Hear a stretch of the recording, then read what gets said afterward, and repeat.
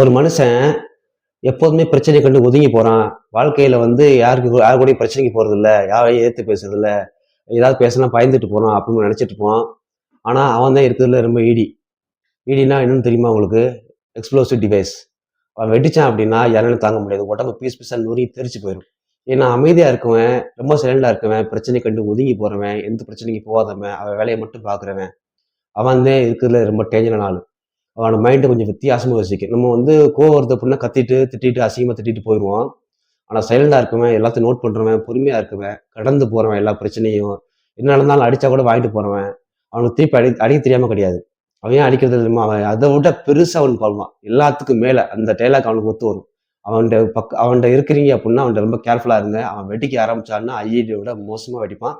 Explosive டிவைஸை விட ரொம்ப மோசமா எஃபெக்ட் இருக்கும். ஆனா அந்த மாதிரி ஆளுகளை பார்த்தீங்க அப்படின்னா, அவன் அமைதியா இருக்கான், நம்ம அவனை குனிய குனிய கொட்டலாம் அப்படின்னு நினைச்சீங்கன்னு வச்சுக்கோங்க, பொங்கி எழுந்தானா யாராலும் தாங்க முடியாது.